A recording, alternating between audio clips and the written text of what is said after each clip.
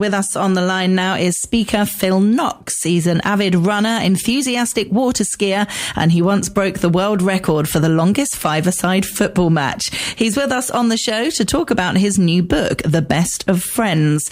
It looks at the pressures of life and the quantity of the relationships we have to maintain. Now, more than ever, we need better, deeper friendships. Welcome to the show, Phil. Good afternoon, Hannah. How are you? I'm all right, thank you. And you? Yeah, really well, thank you. It's a bit cold here from the UK today, but apart from that, we're all good. Oh, good stuff. So why did you decide to write a book about friendship? Yeah, thank you. Great opening question, really. I think it came from a place of real pain, to be honest, Hannah. Like many, I had a really terrible COVID-19 pandemic. So I'm an author. My first book came out the very first week of lockdown when all the bookshops closed, which was just about the worst timing I think imaginable. So that left me really kind of discouraged and disappointed, having built up for something for so long. And then on a much more profound level, we found out my mum, who'd been battling cancer for a while, we found out that cancer was terminal. And so I spent those first few months of lockdown visiting her at the end of her driveway with my then 1-year-old. And then she sadly died in the June. But what I noticed throughout was those people who were there for me and those who weren't. And I witnessed the power of friendship. And so what I did was I just began to research friendship. I thought there is something the world needs here in this pandemic, but not just now, into the future as well. And what I found is, as I read everything I could find, and as I spoke to hundreds of people, that friendship is just so good for us, physically, emotionally, mentally, spiritually. And we just need it. So that's where the book came from. Oh, I'm sorry to hear about your mum. That's really sad. And timing as well. I mean, COVID was a really tough time for so many people. And the whole thing about friendships and loneliness, you know, throughout that time, it was really difficult to, not necessarily to keep friendships up, but friendships changed because we weren't able to see each other in the same way that we were before. So how you kind of communicated with your friends changed a lot, didn't it?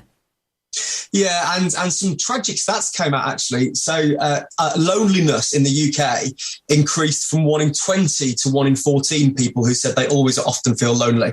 And I don't know about you, Hannah, but I found for my friendships, the incidental friendships that I used to have, kind of bumping into people in the street or on the way to work, or the people we sat next to at work around us, they diminished or even disappeared.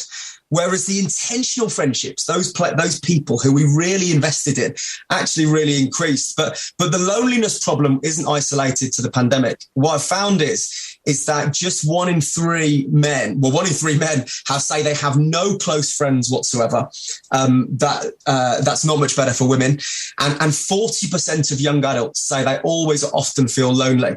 And we launched this book last week, actually, and I was in the taxi on the way to the launch event in London. And I got talking, as you do, with the taxi driver. And I said to him, tell me about your friendships. And he said, do you know what? I've only got 2 friends in the whole world.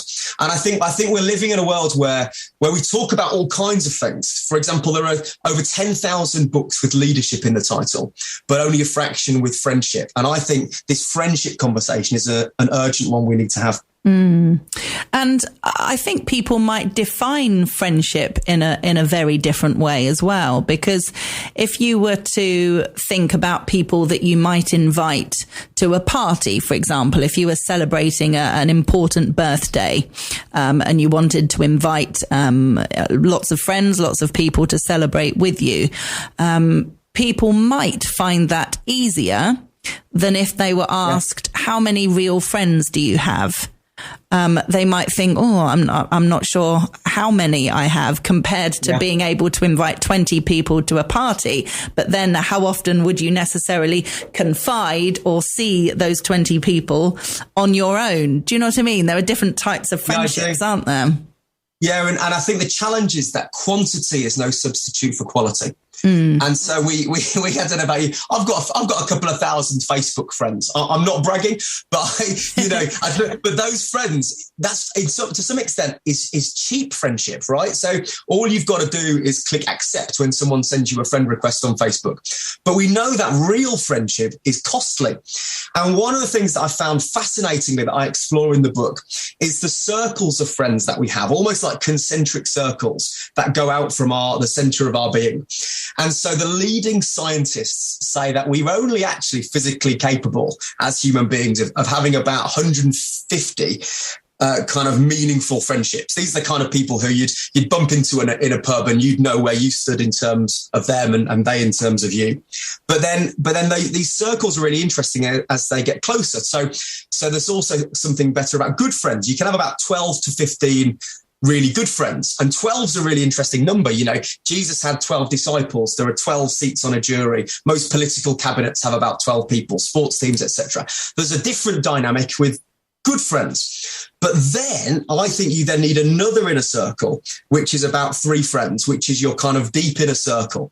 And they are the people who I think you're talking about, who you can be really vulnerable with, who you spend a disproportionate amount of time with. And one of the arguments I push for in the book is we need to find a few people who we spend a disproportionate amount of time with, because quantity is no substitute for quality. And we need really good friends who we can be authentic and real with and are there for us when the proverbial hits the fan, when the storms arrive on the shores of our life. But also when good stuff happens, they're the first people we tell rather than our Facebook wall. Yeah, definitely. It's true. When things go wrong in life or you're going through a tough time, whatever that may be, being able to have someone to reach out to is key. I mean, even if it's not a friend, even if it is your partner or a family member, just someone that you're close to, that's really important. The idea of thinking of people that don't have anybody is absolutely heartbreaking.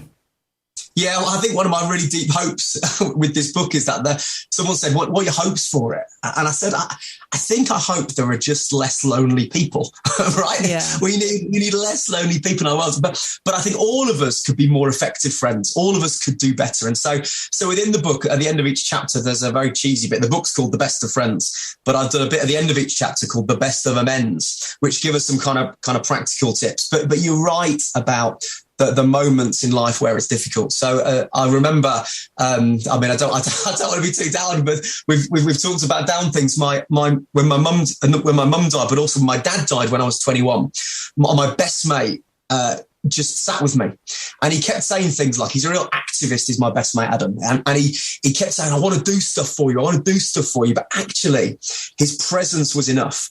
And he just sat with me, and we need those people who don't necessarily rush around us doing stuff for us, but who are just with us in those moments. Presence is really important. Yeah.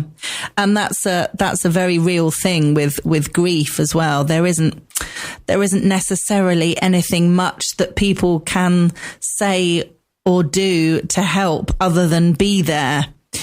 People want to have solutions, don't they? If someone's going through a hard time, if someone's really sad, you want to make them happy. You think, what can I do to make them happy? Let's go out for dinner. Let me give you a hug. Let me buy you a present. You just think, what can I do? What can I do to help? But often with grief, you just need someone who's just there, don't you? Yes, and but also I just think in the day-to-day life as well. I think my analogy for life is that we live most of our life on the plane, if you like. Life is kind of mostly Monday days in, days out, and then sometimes you have moments on the mountaintop when it feels like kind of heaven touches earth and you have real celebrations, and sadly occasionally you have moments in the valley, and you need good friends for all 3 seasons. But there's an art to making friends. I think we've lost the habits of the heart in our highly individualized society. And I think there's something about, I think you fall in love, but you make friends. And we need to have a great conversation about the art of making friends to make sure there are less lonely people. And for all of us, we can all improve our skills in terms of how we're vulnerable with people, in terms of how we build great friendships. And you can't build great friends in the valley. You have to build great friends in the normal day-to-day life so that when the storms come, you've got them there and you've exercised those muscles of vulnerability and great friendship in preparation for those times. And some people, of course, are much better than others at making friends. You know, some people, it just comes easy to talk to people and strike up a friendship with people and just kind of say, oh, you know, do you want to go out for a drink one day, or why don't we get together for a coffee, or let's go for a walk together, or all the different things that you can do in a friendship capacity. And that kind of thing comes really easy to some people, and others wouldn't dream of saying to someone they barely know, shall we go for a walk? They'd find that sort of mortifying. Yeah, so I hope the book helps people build those skills, actually. So one of the things I've explored is, how do you ask great questions? So someone once told me that popular people aren't interesting, they're interested.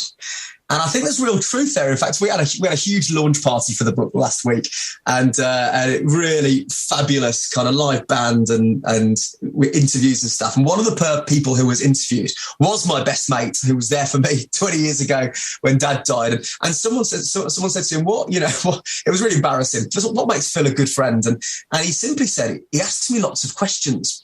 But I think there's real truth there, isn't there, actually, about how we ask good questions is really important. So one of my favourite questions is what would you normally be doing if you weren't here? What keeps you busy? Because what happens is you then unearth that person's passion. You know, if they're passionate about their work, they'll talk about their job. If they're passionate about their hobbies, they'll talk about those. And you can find common ground if there's stuff in common there. Or if they're interested in something that you don't know about, you can say, hey, tell me about that. And that can lead to a great conversation. I think there is also something about just kind of some of the principles of friendship that we can really, really dive into. I think you touched on a really interesting thing around some people are just really good at connecting people. So one of the things I've found is that in life, there are what Malcolm Gladwell calls connectors. So these are the people who just have a great network of people.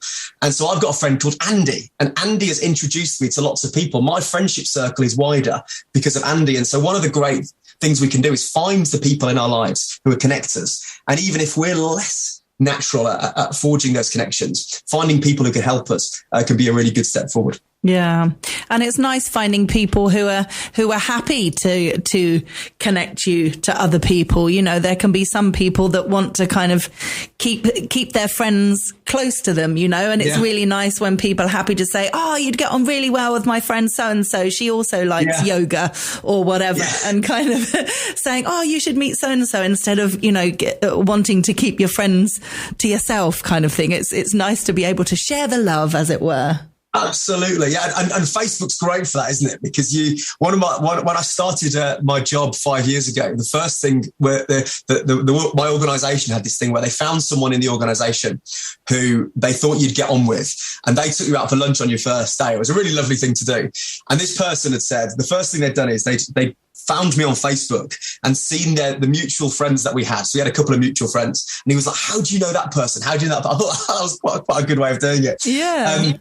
But also, I think the other interesting thing around the connections with wider people is, and again, this is an interesting point I try to make in the book, is we miss out on the richness of friendship if we're only friends with people who are like us. And I think one of the challenges in our world at the moment is that we've never been more fractured. Most people here in the UK say that we've never been more divided as a world than we have now, in terms of only knowing people who look like us, who vote like us, who like the same things as us. And so one of the things I think there's a richness in friendship is being friends with people who are different from us. And I think there's another art to friendship of forging those connections and trying to find common ground with people who might have less in common than we think, but actually we find we have more in common.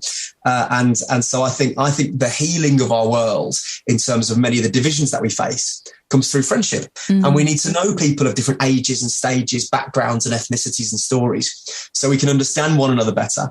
And my hope for the book and my hope for friendship is that we be helped forge those connections better. Yeah, I have to say, living as an expat, that happens a lot more frequently than it does in the UK in terms of friendships with different people, not just from different backgrounds, but different ages as well. Yeah. Some of my best friends are twice my age, you know. Right. I've got friends that are 10 years younger than me and friends that are 30, 40 years older than me, and good friends, you know, friends who I really, really love and care about. And you can, I mean, it's not just about learning. You don't want to think of friendship as being a learning thing, but I mean, you automatically learn different things from people younger than you, older than you. You can have great friendships with people that are different ages and backgrounds. That's the rich tapestry of life. Yeah, come on, amen. I agree, and I think the divisions across the age ranges is a division that we don't often talk about. So we often talk about the challenges around, you know, racial divisions and political divisions, which are true and lamentable. But at the same time, we don't often talk about the intergenerational divides, which I think are a real challenge for us as a society. And there's a chapter in the book about the benefits of intergenerational friendship. You know, for me, I run each week. I am an avid runner, as you introduced me, and I run each week with a guy who, as you say, is 10 years older than me. And it's not mentoring, it's just friendship. But the things that I learn, and his kids are about 10 years older than my kids. And so I ask him, what on earth do I do? You know, when do I get my 10-year-old a phone? All those things. And we need people who've trodden the path of life ahead of us. Yes. To walk in their footsteps and understand something of that. But equally, I think older generations need younger generations.